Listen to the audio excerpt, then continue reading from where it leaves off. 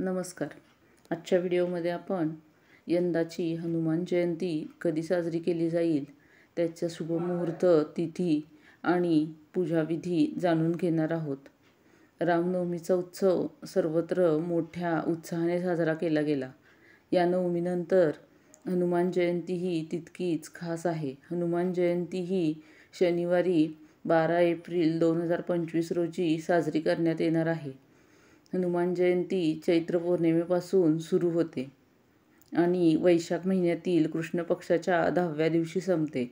यंदाची हनुमान जयंती ही अत्यंत खास असणार आहे, कारण या दिवशी अत्यंत खास आणि शुभयोगायोग घडत आहेत. तर हनुमान जयंतीचा शुभयोग, तिथी, पूजेचा शुभमुहूर्त तसेच योग्य पूजा पद्धत आता आपण आजच्या व्हिडिओमध्ये जाणून घेऊया. हनुमान जयंती 12 एप्रिल 2025 शनिवारी मोठ्या उत्साहात साजरी केली जाईल. पौर्णिमा तिथी 12 एप्रिल रोजी पहाटे 3:21 सुरू होईल आणि 13 एप्रिल 2025 रोजी सकाळी 5:51 संपेल. मात्र उदय तिथीनुसार हनुमान जयंती ही 12 एप्रिल रोजी साजरी केली जाईल. हा दिवस शनिवार असेल. या दिवशी हस्त नक्षत्र संध्याकाळी 6:08 राहील. पूजेचा शुभ मुहूर्त तसेच अभिजित मुहूर्त, अमृतकाळ याची माहिती मी डिस्क्रिप्शन बॉक्समध्ये अगदी डिटेलमध्ये देत आहे. आता आपण भगवान हनुमानांची पूजेची योग्य पद्धत जाणून घेणार आहोत. हनुमान जयंती दिवशी आपण सकाळी स्नान संकल्प केल्यानंतर, ध्यान केल्यानंतर उपवास करायचा आहे. तसेच पूजाची तयारी करायची आहे. हनुमान जयंतीची म्हणजेच हनुमानांची मूर्ती किंवा फोटो लाल किंवा पिवळ्या कपड्याने झाकलेल्या पाटावर किंवा चौरंगावर ठेवा. मूर्तीला स्नान घाला. जर फोटो नसेल